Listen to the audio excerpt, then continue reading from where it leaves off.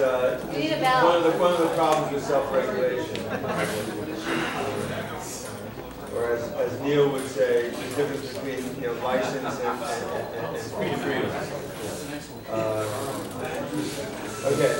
What I'm going to do now at this point is, and I was serious in terms of a compressed presentation of the movement of Reich's career and career and publication of his work and presentation of his work. Kevin Hinchy's presentation was excellent and very, very much to the point. What I want to do is present the history and give you some sense of, some of you this is not necessarily new, for others it will be informative, but I think for all, and for myself included, it's always very, very productive to look at the movement of Reich's career and life in terms of not only his work, but his place in history. Less his personal life, which was always dramatic and dynamic, and we're always tempted to, as is often the case, to look at who he was involved with and who he was fighting with and who was betraying who and all those kinds of drama, which are far, he himself was noted to say, were far less interesting than the specifics of the work and the movement of the work. He told that, and I'm actually curious to find out from the once the archives are available.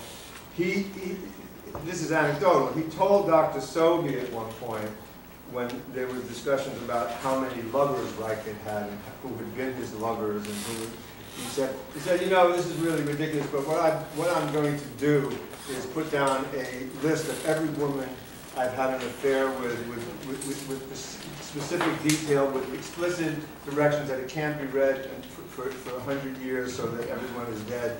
And then people... I'm not aware of that document, but then I've never been in the archives. So right. So, I explained to Dr. Schiff last night, part of the problem with the archives is this is, and I think maybe that's important, just as an addendum, is my understanding. The archives, as is often the case with these kinds of archives, are not fully cataloged. So one of the problems I think a number of people don't quite get about why you can't just let people blithely walk in and look around is that there's much material that still has to be gone through, established, located, translated in many cases, and so it has to really be monitored and controlled. And the museum and the trust has had a history, by the way, of some very unfortunate incidents of things being stolen and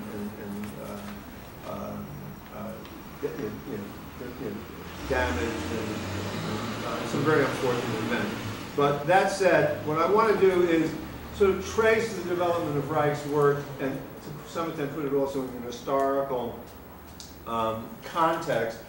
But to start out with, what I really want to start with is something I think is too often forgotten about Reich, the course of Reich's work. Is that when one really studies Reich's work and development, it really is of one piece. It's often easy, and as I look at my own list, I break it down into periods, and when the journals and diaries and letters are published, it's often covered in periods, and that makes sense historically. But in one sense, Reich often said himself that it was all of one piece, and the piece was the study of energy. And he's commented in a number of places that his interest in natural energy, what would become for him Orgone energy, but the sense of energy in nature was present, he maintained, as early as his childhood on the farm that he grew up in terms of the his interest in animal behavior, animal nature, animal sexuality, and that, if you follow Reich's development from the earliest and the first writings in psychoanalysis, when he's part of the psychoanalytic student group, are consistently focused on the issue that he picks up initially from Freud of the role of energy and energetic economics and energetic function in living organisms. Not just humans, but living organisms.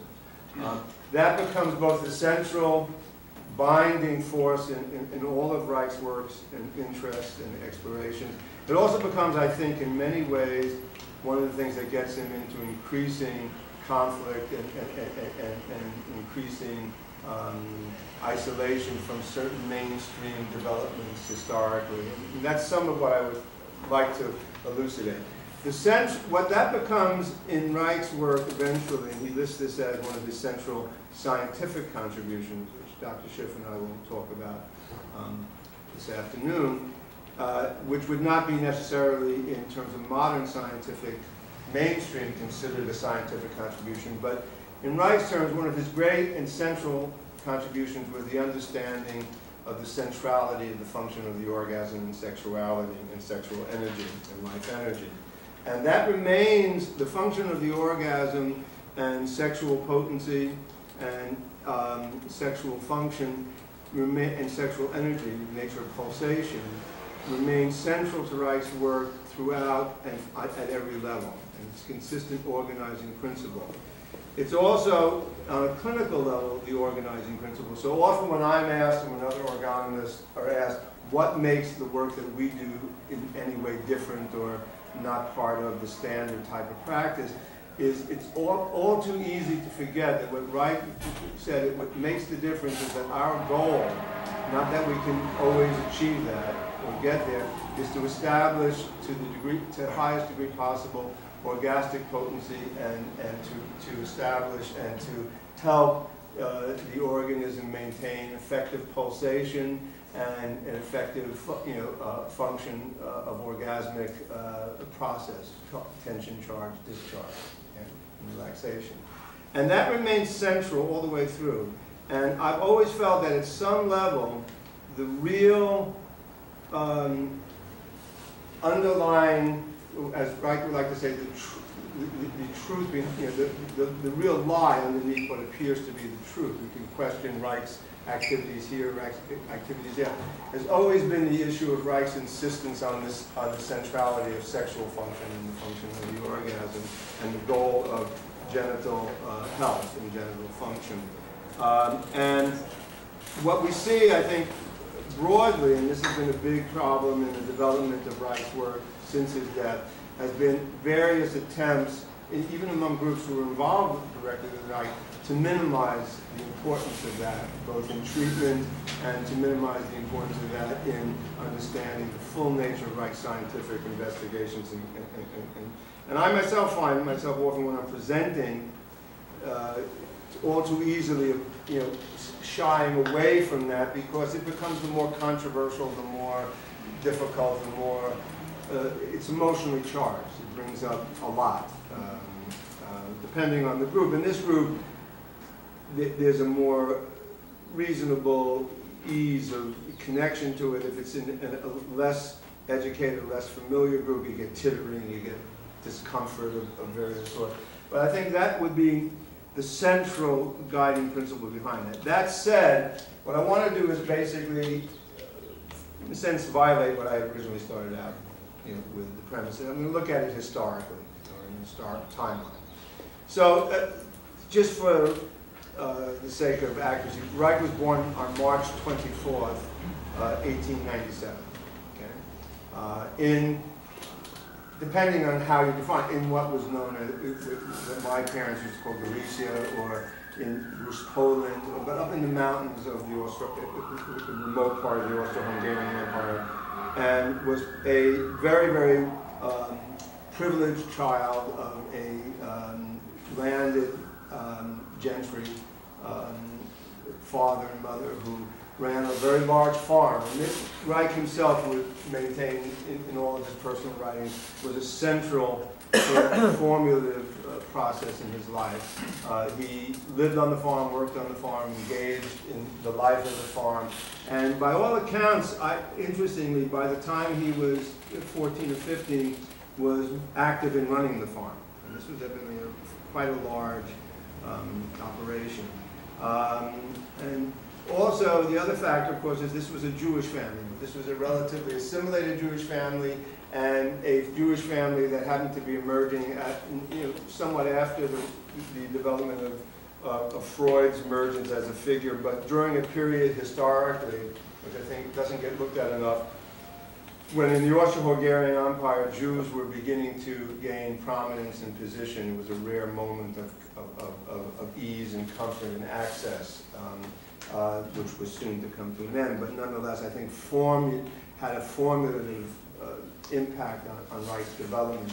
And the fact that Reich never really deeply identified as a Jew, or as certainly not as a practicing Jew, and culturally not really as a Jew, much more as an Austrian, Hungarian, upper middle class figure, which people who evidently knew him said he had many of those characteristics. He was less a, local, New York type of Jew. He was much more an aristocratic German, Austrian figure, although evidently quite pleasant and gregarious. So that's the other thing I would just add. If you ever do get a chance to listen to these wonderful tapes of Reich, what you will hear is nothing like most of us assume from Reich writing, not this very heavy, serious guy. He evidently was quite and from people who knew him, he was evidently quite charming and light and very sociable in terms of his personal contact. And when you listen to the tapes, it's very clear. You can hear it in his voice and the way he's talking to people. The next big trauma, of course, was the First World War and Reich's exposure to it. He writes in Passion of Youth about the experience of going to war and becoming an officer in the Austro-Hungarian Empire, and realizing what war, really entering the world of massive carnage and human destruction, and was very quick to realize that the best thing to do was to find a good place to hold up for the war. So he managed to get assigned to a village above it all, where he could sort of watch things transpire. And once things settled down, he moved to Vienna, where he lived in abject poverty. If you read again in Passion of Youth, literally earning his living to attend school. Initially, as interesting, many of them, including Freud, started out as intending to be lawyers. He quickly left the law schools and moved over to medicine. Reich says the reason being that the first lectures he attended, and this is again interesting, consistent with this issue of sexuality, the first lectures he attended of anyone in the Freudian circle were the first time he heard anybody in his life talk about human sexuality as a natural function and as even a word that could be uttered publicly. And so that alone was enough to get him interested. And I think that always, for me, represented, too, the experience of what it was like to be 17, 18, 19, or a young college student and suddenly realize you could talk about such things and people would actually be willing to consider such discussion. But he quickly moved into that area, demonstrated immediate capabilities as a student, great deal of energy from all accounts. And this is not only accounts of Reich's descriptions of his role, from the contemporary writings and letters and memoirs of others, even those who often became less than Reich's close supporters, indicate that he was a dynamic presence that got the attention of the upper leadership of the analytic circles, as well as the socialist and Marxist groups, which were all very closely connected. It's harder for us to understand this in this country, but at the higher levels or the central levels of the intellectual life of Vienna or the European capitals, leftists, and Marxists particularly, psychoanalysts, and artists, the new modern artists, were all very closely interconnected. So it's not without merit to notice that Reich clearly in his writings and journals often talks about attending openings of Brecht, Bertolt Brecht plays, his relationships with various women who were in the arts, in the theater. There are descriptions evidently of Reich himself getting up on stage and dancing and being involved in productions that were held publicly.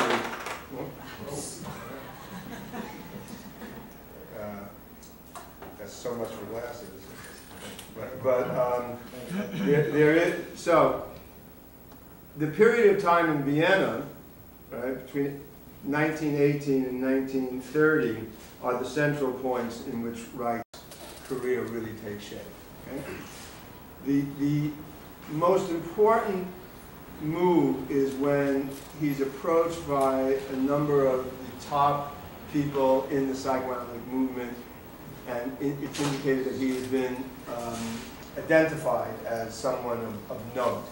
And I like to tell people how this was handled is you were approached, Reich describes this, and I've read this in other accounts too, and training consisted in terms of becoming a psychoanalyst and being approached by one of the older practitioners and given a card and said, at such and such time, be at home or be at your place of your office, and you will receive a call from a patient who will give you a card from me and start doing treatment. And Reich, at one point, so, and what do I do? I think Reich speaks in Freud, he talks about it. And he said, just start doing treatment. And he said, well, what? I don't know what to do. He said, that's fine. When you get to a problem, come to me and ask me what I should do next. And in actuality, this was very, I think, formative in Reich's approach to how to do training and how to prepare, both as a practitioner himself, but how he ran his own seminars, which was that he was consistently disinterested in easy aspects of doing treatment. He was very clear when he finally approached Freud in the early 1920s to establish the first technical seminar. He approached Freud, got permission to start the technical training seminar with Otto Fenichel, and was essentially directed by first Sandro Ferenczi, who had been Reich's own analyst, and then by Sandro Radau. When this was established, the conditions for the running of the seminar were that you could only present failures, only present cases that did not work or presented very, very specific problems. Right? And out of this seminar emerged, and Reich participated in the same way. I mean, he only presented places where he was not successful or where there were specific problems. His position on that was that when you present your successes, all you're doing is basically patting yourself on the back and talking about, and showing how good you were. When you look at the problems, there's a chance to learn and understand and to engage in genuine investigation. Out of this seminar, this initial training seminar, emerged the first,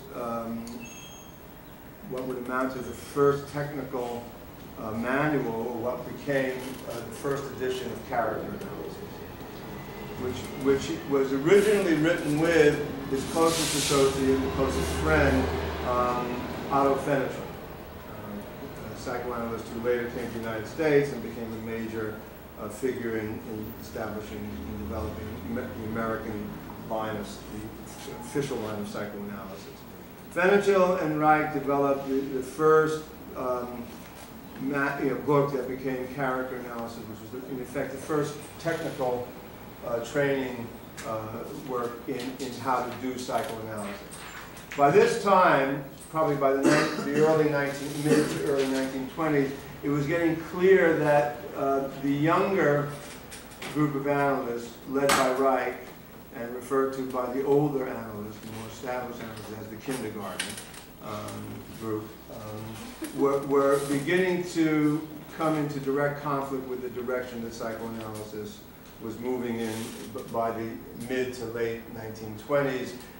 Reich and Fenichel at that time, and Reich's first wife, Annie Pink, were beginning, and a number of others, were beginning to push for psychoanalysis to become, and this also I think is informative in terms of the history and development of Reich's work, that they were beginning to push for a social engagement, that Reich early on makes it very, very clear that to simply do treatment of the middle and upper middle class patients who were suffering from, at that time it was called neurasthenia or various nervous disorders or hysterias, was not making a major contribution to changing social reality and direction. And clearly there was an emergence of a consciousness that psychoanalysis, like all other movements, needed to be an activist movement that looked to change not only society but change human experience and change the world. And following that out, Reich again approached and got permission, interestingly, from Freud and others, to establish polyclinics, the first public health clinics, in which the goal was to bring the impact of psychoanalysis or psychoanalytic dynamic theory and practice to the mass population, including and particularly working class people and the poor. And so these clinics, and it's often not understood by many people today because we get a group of 30 or 40 people, we think it's a large thing. Reich gave public lectures. He was in what we would, I guess, today call a sort of a superstar. By all accounts, his public lectures to groups of students and young people in Vienna and other parts of the Austro-Hungarian Empire were attended by thousands, which spoke with no microphone either. And the clinics were active, available, and they supported aggressive legal and political change in attitudes towards human sexuality. And the availability of psychoanalytic treatment for individuals of all groups and castes, and particularly for women, which was also a very strong component of Reich's essential mission. Once this began to happen, of course, the mainline establishment by this time in the late 20s of the psychoanalytic movement began to feel very uncomfortable. If you look at the history here, it dovetails. The psychoanalytic movement was now, with Freud's approval, moving closer and closer to the mainstream and looking to become part of the establishment, and was beginning to get some public acceptance and visibility, and there was talk of Freud being nominated for a Nobel Prize. Again, his presence was becoming more internationally renowned. And the last thing, and we know from Freud's own diaries and journals, the last thing he wanted was a young group of radicals, or what they called again the kindergarten, causing trouble, by being closely affiliated with the communist and socialist movements, especially at a time when there were beginning to be open civil war in the streets of Austria and Germany. Reich, in typical fashion, continued to move even deeper into the conflict and became one of the leaders not only of the left faction of the psychoanalytic movement, but became never a member, but a very clear leading spokesperson for the leftist forces in Austria and Germany, and a rallying group for hundreds of thousands of individuals who were committed to his and followed the younger people who worked with him. He established again, first in Vienna and then in Berlin during this time, moving towards 1930, a group of younger analysts and philosophers and political scientists who studied with him. A number of these people became known in historical terms as the Frankfurt School. This included some figures who became renowned in popular American culture, including Herbert Marcuse, Erich Fromm, Karen Hornheim. Karen Hornheim was a patient of Reich's, as well as a number of them were patients of Reich's, as well as students and participants in the group. Fritz Perl, founder of Gestalt in this country, was a patient of Reich's and a student of Reich. Many of these individuals studied with Reich, worked with Reich, were in treatment with Reich, and this also created increasing splits between some of the inner circle, and it is clear from the record that the upper levels of the inner circle of the inner circle of the analytic movement, which there were all these hierarchical levels in the movement, decided with Freud's approval that Reich needed to be marginalized, that he was causing too much disturbance, and at a time when Freud and others did not want to be associated with the leftist factions, and did not want to be too aggressively identified with sexuality, and most egregiously did not want to be identified with Reich's primary and consistent commitment to the rights of sexuality, sexual rights of youth. That included infants as well as adolescents, through the whole cycle. That insistence on the natural sexual function in life became a clear point of division and led to a split and led to the beginning of many of the misrepresentations and slanders about Reich and Reich's intention. Interestingly, when you read Reich Speaks on Freud, it's very interesting that many of the things that Reich was accused of by members of the psychoanalytic leadership were things that Freud was accused of, also by others who were out to minimize Freud's position. Reich became increasingly more marginalized within that movement. By 1933, there is a very interesting maneuver that goes on, and I think recently Laurie Reich, Reich's youngest daughter, who was a psychoanalyst, who had remained somewhat removed. It has to do with the history of the two daughters. Eva became the daughter of Reich. Laurie became the daughter of Reich's first wife, Annie Pink, and rejected Reich's work.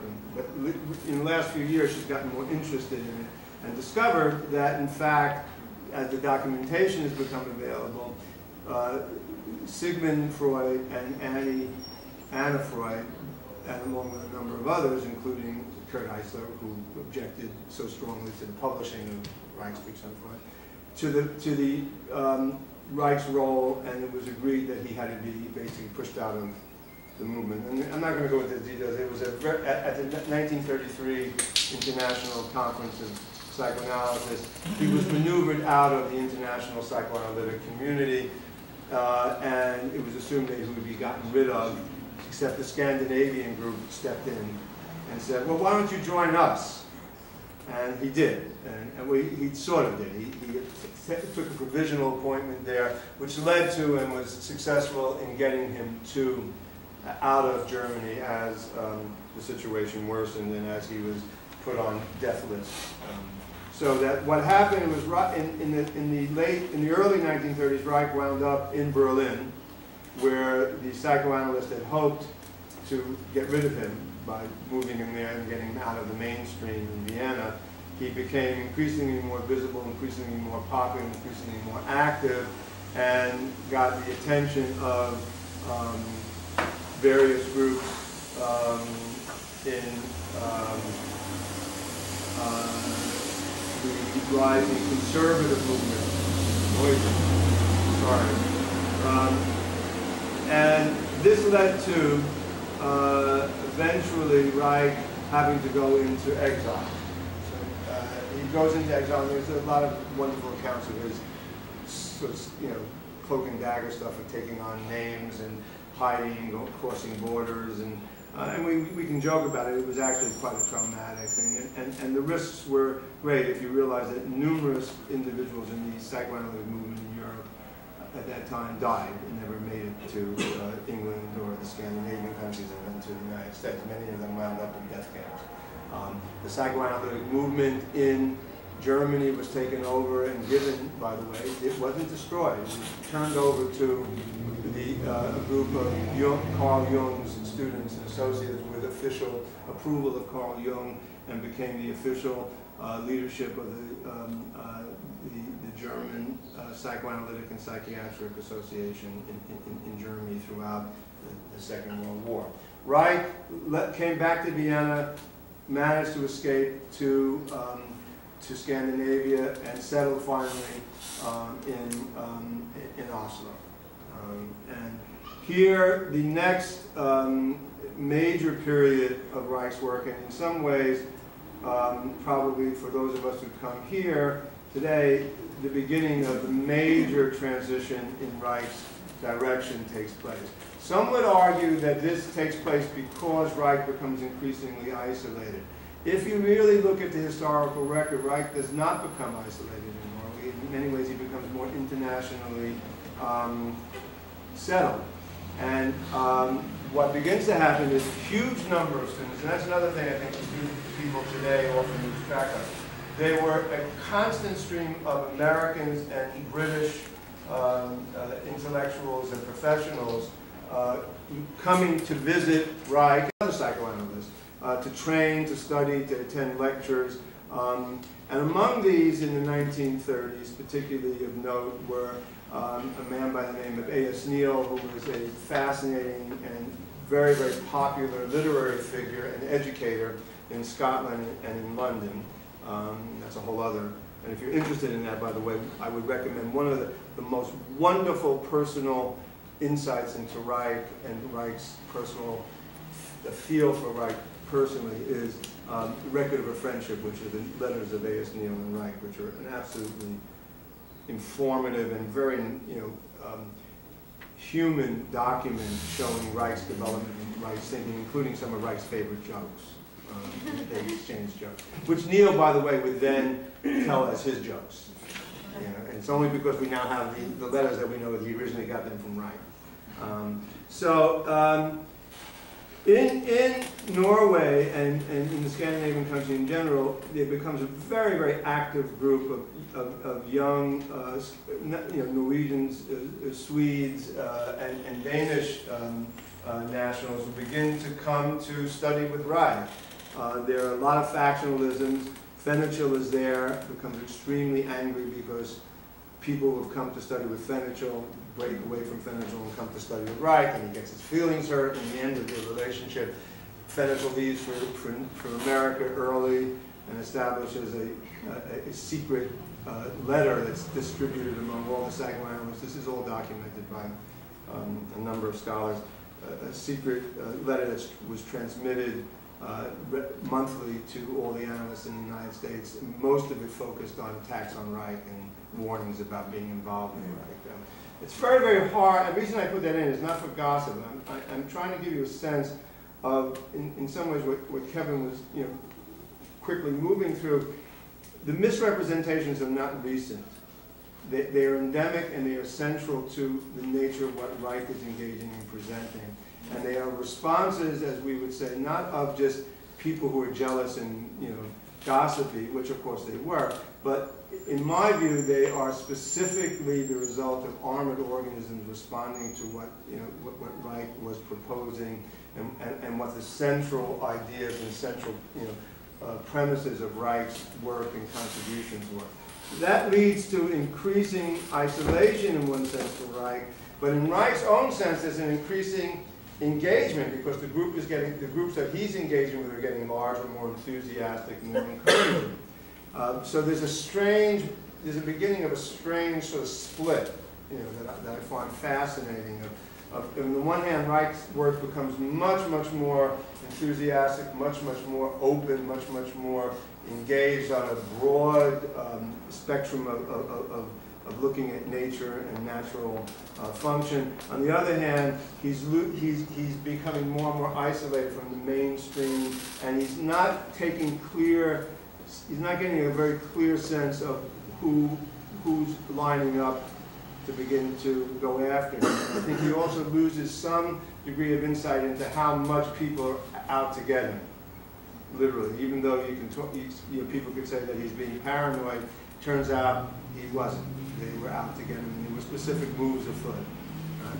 So that these things begin to happen in Norway. They're specifically in Norway and other parts of Scandinavia.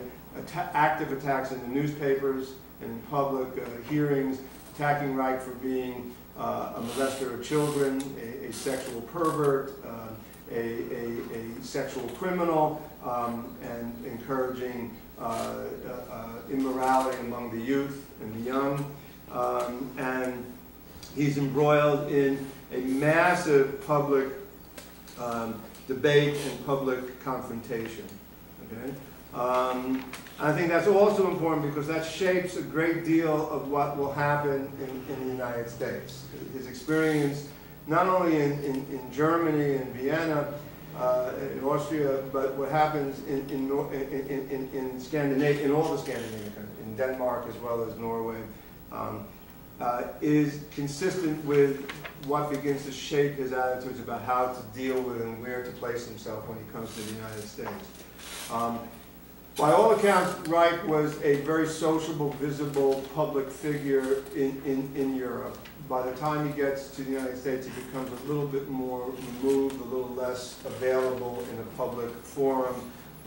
He begins to take on a more clearly formal position as professor and teacher and scientist, and less of a social activist and social, visibly social active figure. Doesn't mean he loses his interest in these things, it just means he simply decides that it's dangerous, too dangerous to get too close to the public debate. It's evidently, this is the time when he insists on being referred to in professional relations as Dr. Reich, rather than Billy, which was the common way of referring to him. So, most significantly also in the Scandinavian period, this is the period in which Reich decides to continuously follow out Freud's directive of looking at and trying to understand the nature not only of sexual function, but the underlying nature of energy and energetic function. And it's during this time, we'll talk more about this afternoon, but it's during this time in Norway, in Oslo, where he begins to do serious investigations of biological function. And without going into detail, this is where he begins to attempt to demonstrate, and finally does demonstrate, the existence of the literal, what he thought of initially as Freud's libido, libidinal energy, in which he literally and materially demonstrates its not only existence, but its functions, and begins to study it. So if you read, the other thing that people I think often have to understand about reading Reich, even in translation, is that Reich was, and this is not only Reich, this is very typical of European attitudes, particularly German and Austrian, somewhat French too, attitudes toward publishing. Reich would use the same title of the book, the same book, repeatedly, so that if you look on the list, the character analysis went through 4 or 5 different editions. The original character analysis looks virtually nothing, there are threads of consistency, but it's nothing like the final character analysis. The same with the function of the orgasm, a little less with mass psychology. Okay?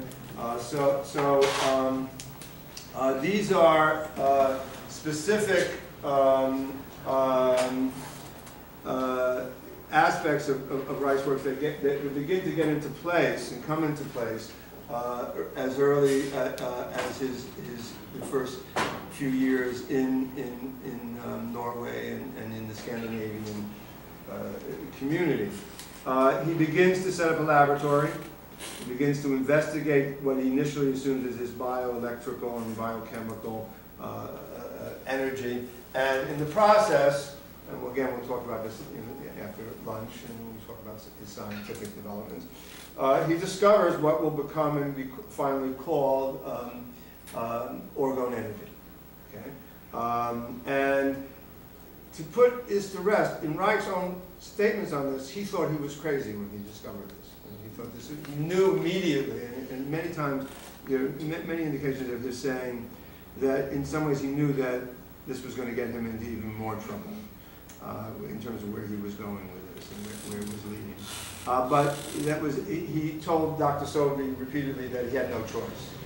That he could, even knowing what it led to, he couldn't have done it any other way, because it was, again, going back to the earliest interest in energy. It seemed to go, for him, it was just step by step inevitable. During this period of time, he also begins to investigate and begin to understand something of not only the nature of this energy, but it's during this time also, by around 1936, 37, towards 38, he begins to realize that this is probably not an electrical energy. That they're just, again, we have to go into this, there are people who can address this far better than I could in the specifics, but in general, that the nature and study of this, the material nature of this energy and the function of this energy just isn't consistent with known energy functions of electricity or temperature. So there is increasing curiosity about what the nature of this energy is, and this leads to the formulation of the first understanding of what will become known as Orgone energy. It also leads to the first studies of what we call the bions, but also the studies of the origins of, or the relationship between inorganic and organic life function. This also leads to an extremely exciting and heady period on two fronts. And so Reich is now actually on three fronts, but on two major fronts. He's becoming the foremost and most sought after clinical practitioner of psychodynamic psychoanalysis, which is now morphed into what it's called in Norway today, in the Scandinavian countries, what he's called the vegetotherapy, practice of vegetotherapy. And the development of the biophysical work on the organism. It's also at the same time leading towards his understanding of the literal and material nature of the energy he's studying. He's also beginning to become aware of the fact that this is probably more than just a biological energy, and it probably has implications on a atmospheric level and possibly a cosmic level, but he hasn't gone quite there yet. He stays working on this. His work in the laboratory leads to increasing discoveries about the origins of life, or the nature of the shift from inorganic to organic. And as a result of his studies and work, he begins to collaborate with a number of leading physical and biological scientists in Europe, particularly in France. And this leads to his election to the French Academy, or his nomination for election to the French Academy in Syria, and the very active and serious consideration of Reich as possibly one of the leading figures, and Jim Strick has written about this, one of the leading figures in the development of the study of the origins of life. And a key formula that is being developed at that time, which is broadly accepted internationally. It's another thing that's lost in the 1950s after the Second World War. By the 1930s, much of Reich's ideas about the origins of life and the nature and function of movement from inorganic to organic life forms and energy are accepted by a major faction of international scientists and researchers. It's this, during the Second World War, many of those people die, and much of that research gets dead-ended, and it shifts to another kind of research that emerges out of the Second World War and out of the literal explosion of atomic energy research and nuclear research and changes in physics. But at the point that Reich leaves Europe, because it's clear that his time is up there and the Nazi Holocaust is moving increasingly closer, he leaves, first decides whether initially he's going to go to England. A.S. Neal, to his dying day, insists that had Reich come to England, he would have lived to a ripe old age, but he decides, on the other hand, to come to the United States for a variety of reasons, not the least of which one of his closest friends, Branislaw Malinowski, famous anthropologist, and not enough is talked about in terms of Reich's contributions and Reich's amazing awareness of anthropological science and anthropological research and his contributions in that area.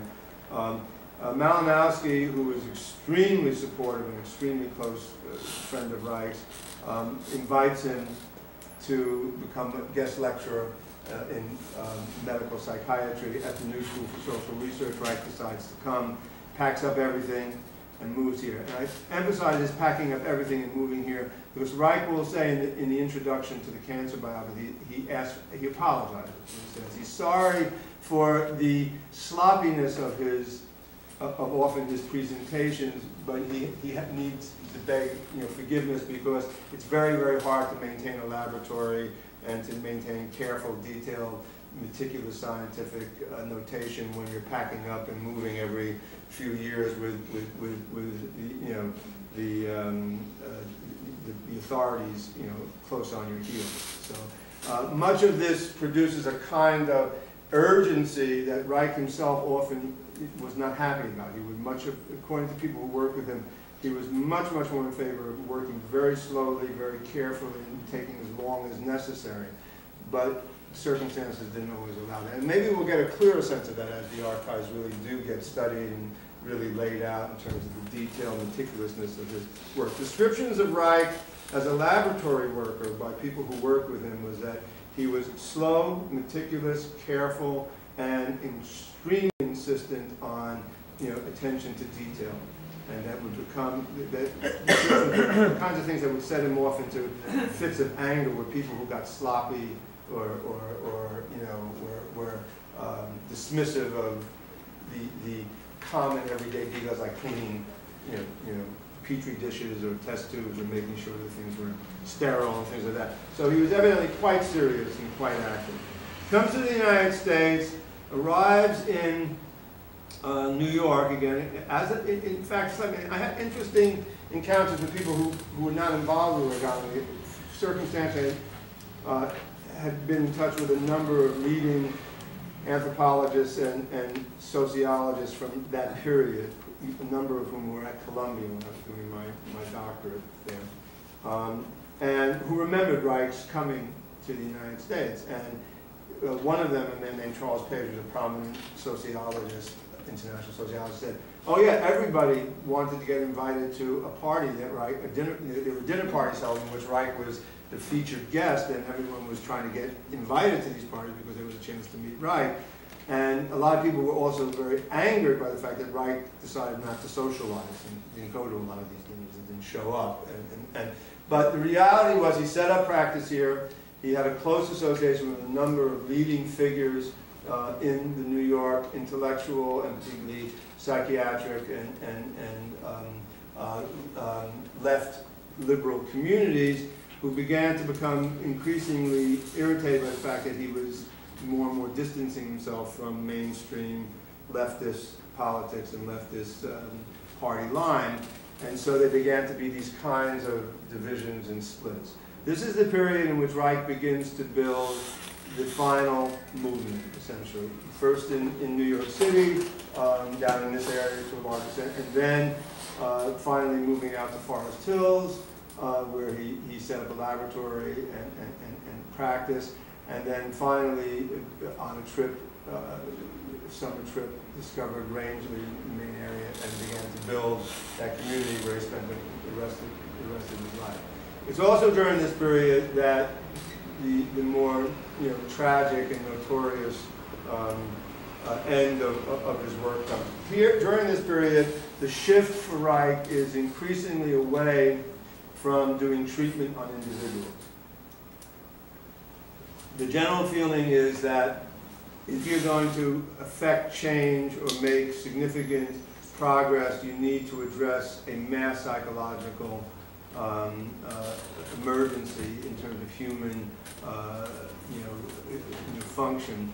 And here he increasingly focuses on, as he's begun to already in Europe, in Vienna and Germany and in the Scandinavian countries, on the role and function and support of youth, and particularly increasingly more on going even further back to developing children and to birth. And it's during this time he begins to do research into, and I teach a course at the New School in child research, child study.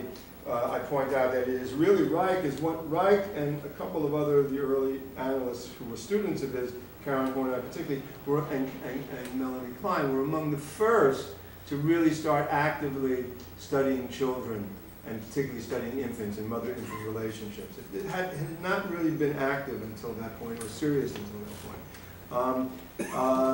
And in Norway, there was, and in Scandinavia in general, a group of people who stayed behind continued that practice of beginning to look at youth and study youth. And one of Reich's close associates, Nick Wahl, remained a leading advocate of child development and child rights and infant studies. So there, one of the problems, and hopefully, again, this international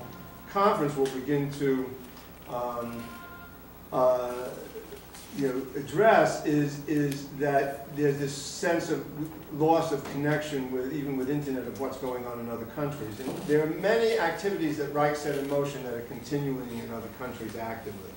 And this central one has a lot to do with the study of childhood and the nature and life of children and the role of children. So in one sense, the question about what about the rights of children and what can the trust, the infant trust or the Reich Trust do about this is, I think one is just to disseminate information what's going on worldwide in terms of attempts to study and understand and work. There's a lot of work being done on breastfeeding, on parenting. There's a lot of work being done on issues of nonviolent delivery of babies, things like the family bed, all sorts of issues about mother-infant relationship become central and are really generated by things that Reich planted or set in motion. Not just Reich alone, but Reich and people who were connected to Reich. So that increasingly this becomes the center of Reich's life and work. He remains increasingly involved with training of therapists, primarily, as he says, to earn a living, but also to develop individuals, not so much, and I think a part that's often lost by those of us who do practice, is that Reich was not interested in building careers. So one of the things that is often described to people who trained with Reich was that when you work with Reich, one is, he pretty much told you, when you could work, and he also told you how much you could charge. And he had a very strict policy of low fees, because he wanted therapy to the extent that it was available to be affordable. So he remained very, very committed to that kind of policy. Most of the older guys who worked with him, who were trained by him, stayed with that. It's less the case these days, but that's also the conditions of life in New York City and rents and such. But this was a central activity. He also remained actively involved in reaching out to young people, which often got him, you weren't supposed to do that. You weren't supposed to establish, allow young people to have a good time at lectures or attend lectures where they talked about things like sexuality or pregnancy and child development and the life of children. But more and more, and increasingly, he takes to the laboratory. So descriptions of the doctors who worked with him was that they would have training seminars on clinical issues, he would give lectures on specific social issues, and then he would spend usually the next 5, 6, 7, sometimes 8 hours in his laboratory until the very early morning hours doing basic natural research.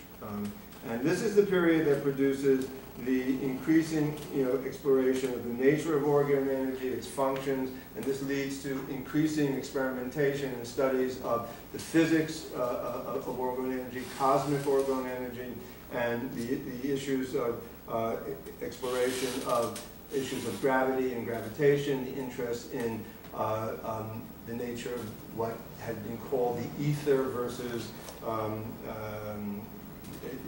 a vacuum or empty universe.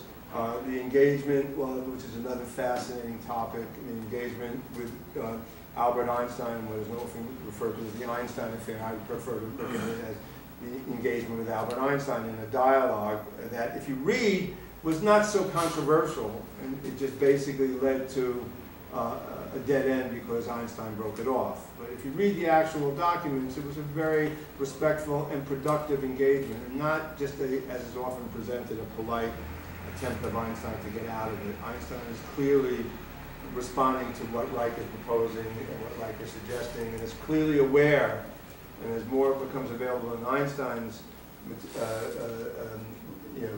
papers, very aware of the implications of what Reich was proposing and studying.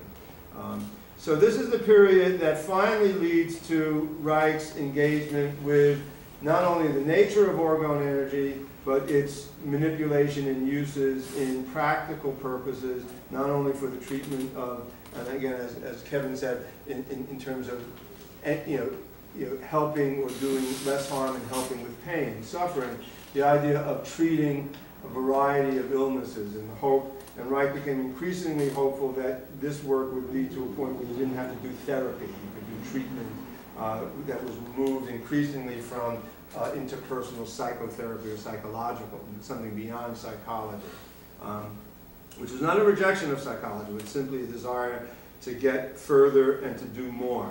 And the idea of potentially building a world in which you could respond to crises on a much larger scale, which we certainly have come to today to understand as being vital. Reich, at this point, begins to say, to come up with solutions on a one-to-one basis for one person in one treatment is fine for that person, and not to be denied, but not going to really produce the kinds of changes that will prevent catastrophe on a broad social scale. So it's during this time he pushes more and more towards these activities. It's during this time that he begins to study climatology, the effect of the function of the Orgonian climate, begins to look at cosmological functions of the Orgone, and begins to build a huge body of scientific investigation in a broad number of areas.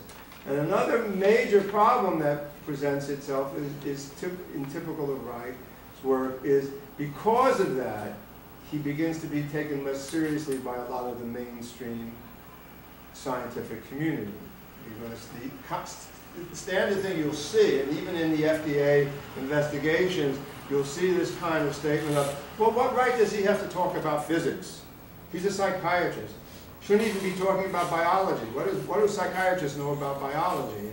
He's not only a psychiatrist. He's a German. Well, they say German. He's a European psychiatrist. What does he really know?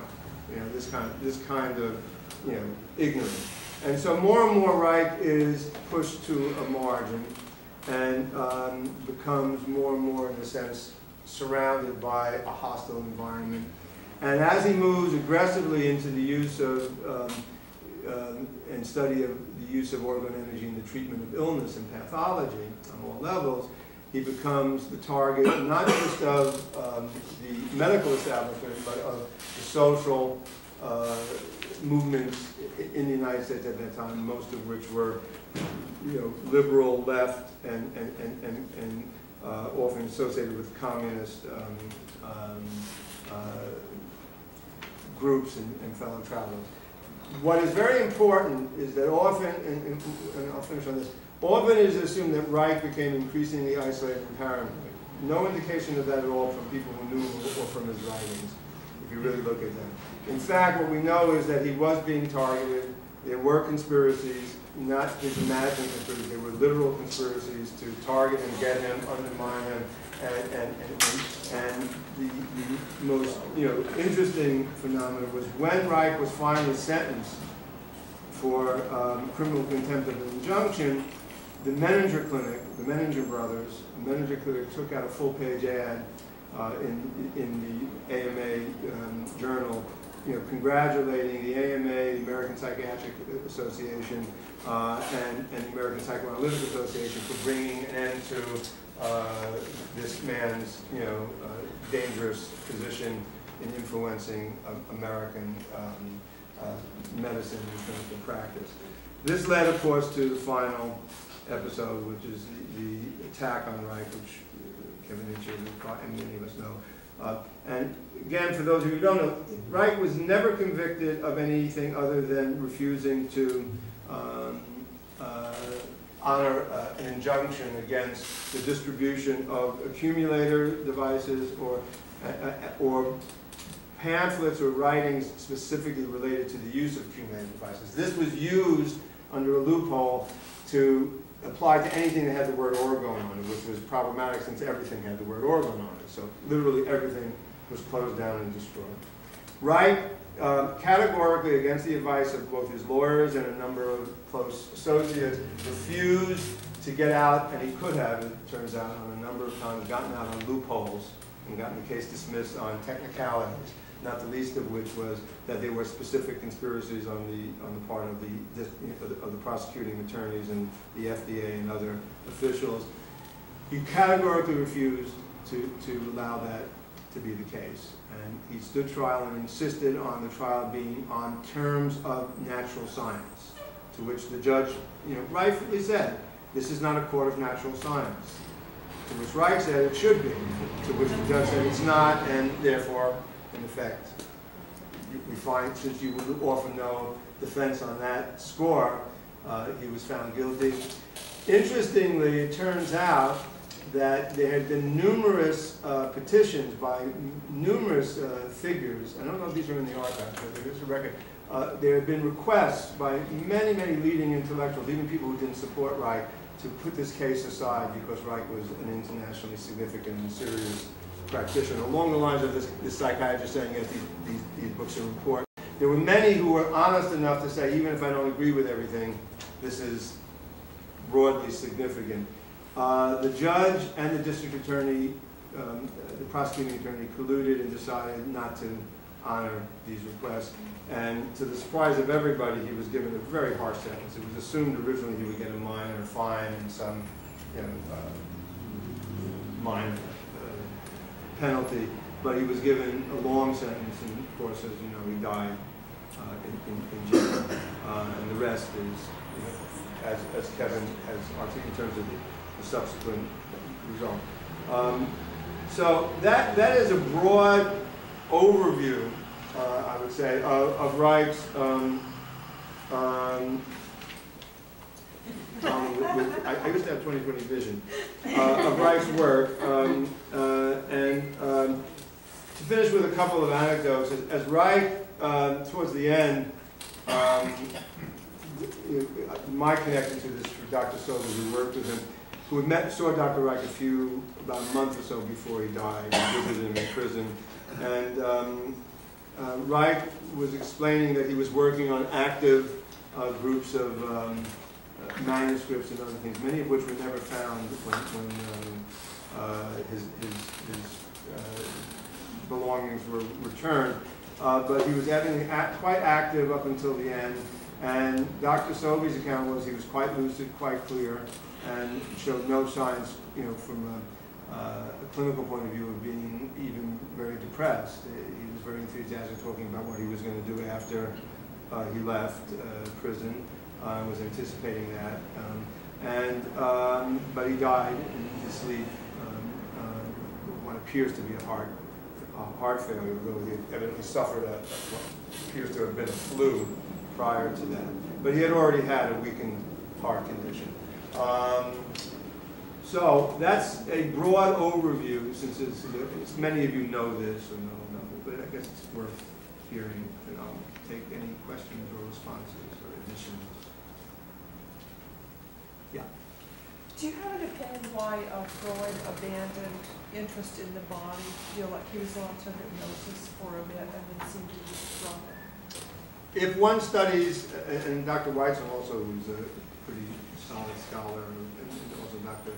Schiff, maybe some of the other people here, Freud, in my view of it, is that clearly when you read Freud's letters and journals at this time, which he was copious, clearly began to get results and talks about getting reactions and results, which are very interesting from people who do orgonomic treatment, that disturbed him, that he felt he couldn't control. There are descriptions of working with deep hypnotherapy and getting patients to states where they began to experience and respond on physical and emotional levels that scared him.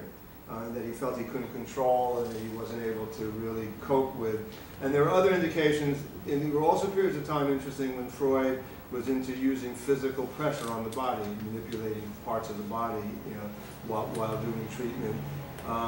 And also writes in his journals that he found that these were problematic because he couldn't predict or control what happened once you got started. Reich later says that part of that was that Freud just did not feel comfortable.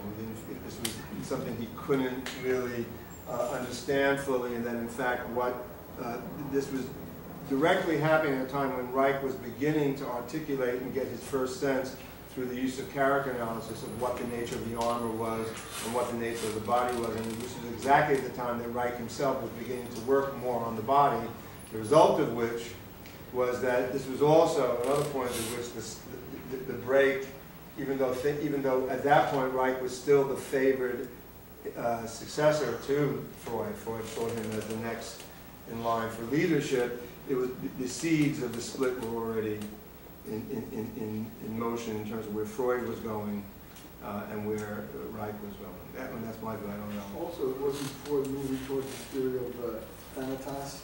Yes. Reich was moving in exactly the opposite direction. And this was also during the period, not just thanatos, this was the period in which, again, this is psychoanalytic history. This was a period in which there was a huge and very, very controversial split between members of the more inner circle on the nature of primary masochism. In other words, that masochism was a primary function of human development, leading to and driven by thanatos, or the death instinct. And Reich was a militant voice against this, along with Karen Horney and a number of other students who argued that there was no empirical evidence to support this. And Freud initially said that he was only speculating on this. This was a philosophical speculation. Again, among those of us who are interested in the history of psychoanalysis, there's a certain movement in which Freud suddenly moves it to a position of absolute authority and given, without any scientific evidence. But it probably is around this period that Freud moves further away, and Freud becomes more isolated. Reich later says that he also did not know, but found it very, very telling, that this is also the point at which Freud is becoming increasingly compromised by cancer. So any of us who understand Reich's insights and study of the nature and function of the shrinking myopathy and the nature of cancer, it becomes clear in terms of what Reich is saying that Freud is shrinking back from the world and basically beginning to die himself, and spends the next 20 years of his life essentially in excruciating pain and dying. And in many ways, one could argue, dying intellectually also. Very dismally, his views of psychoanalysis, his attacks on Reich are not inconsistent with his attacks on psychoanalysis itself. I mean, he begins to view psychoanalysis as a failure, and he's very, very negative about his own contribution. So he's increasingly, in his own way, isolated and removed. I have two questions. One is I'm wondering what Reich would say about the family bed. You mentioned that. And two, I'm just a little bit confused when you said he moved away from doing more, or he had the hope, right, that we would need to do less therapy, but more towards the prevention of catastrophe? Well, treatment on a large mass psychological scale, and also the hope that accumulators and accumulator devices would lead to a situation. He started going back into the treatment room hoping that he could use accumulator devices and not have to really talk to patients.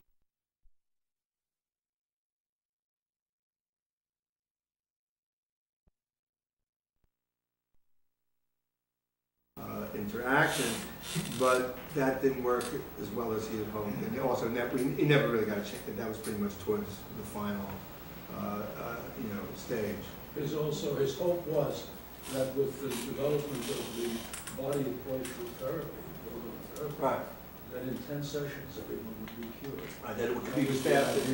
Well, that not everyone could be cured, or that if you couldn't be cured, there wasn't going to be much that you could be maintained afterwards, but not, but that essentially was to be very active, very direct, very quick as a treatment rather than a long-term process. I mean, there are a lot of issues, but clearly he became more removed from the idea of individual therapy, and was less interested in the doctors that were working with him and the practitioners that were working with him doing treatment and earning their livings doing treatment. Of course, that was problematic with a lot of people who were raising families and,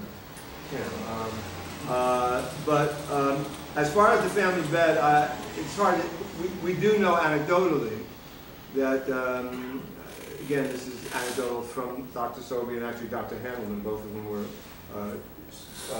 colleagues and students of Dr. Reich, who both told me that they were present on the night, at a meeting on the day that Reich told them that he had finally gotten Peter Reich, Reich's last child, out of their bed, out of Ilsa and Reich's bed.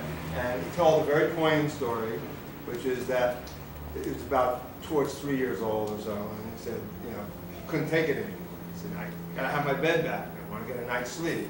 And so he told Peter that he had to leave, and Peter said, that's okay. He said, so, but you know, who's going to be sleeping with me now? What girl do I get? You have mommy. Who do I get? And Reich said, and Dr. Sobey said, Reich had a little tear in his eye. He said he was heartbroken when he had to explain to Peter that, unfortunately, he wasn't in a position to make that available. And then Peter got very upset. Then he felt that that was immensely unfair. As it was. As it was. Yeah.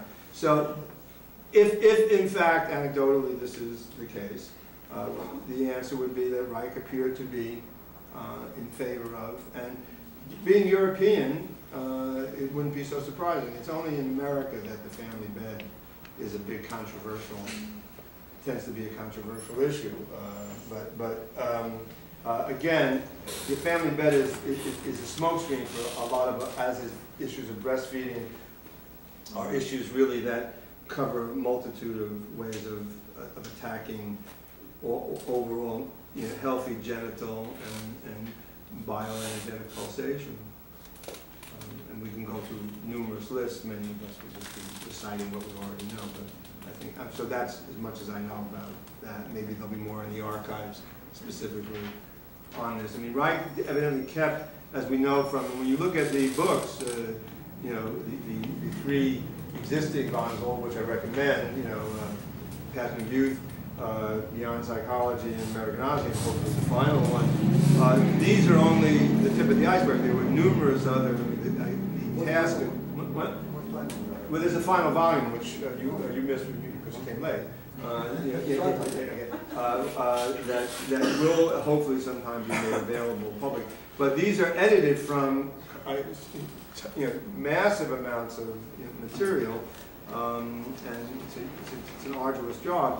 But so hopefully there'll be more indication of what the views on many of these things were. So these are collected writings? Yeah, he kept journals and diaries and letters. I mean, Kevin would know more about that in terms of what is possibly there. I mean, how much, there's tons of it, I can imagine. Tons. He kept them, yeah, I mean, he kept them all his life. So, when's the earliest one from Passion of Youth? Whenever? I think in 1918. Yeah, yeah. 1960, So when he came to Vienna. Yeah, so you figure from the age of 21 to, you know, probably up to through 1956, he's keeping diaries and journals. You have to also understand that this was a typical. Remember that Reich was a highly trained academic from the European to the Viennese and German tradition. Freud also kept meticulous journals, letters from the age of 6. For example, which is start. And so there is a lot of. The ex-wife thing is a good idea, but we don't know when they would have been taken or anything. They should be there, and they're not. And it's a pretty strategic period of time, from 1922 to 1934, when he's heavily involved in the psychoanalytic movement. All that stuff is gone. Mystery. So why don't we take a quick break? We're running a little late because we're going to start a little late, and then dance, and then We know the girls.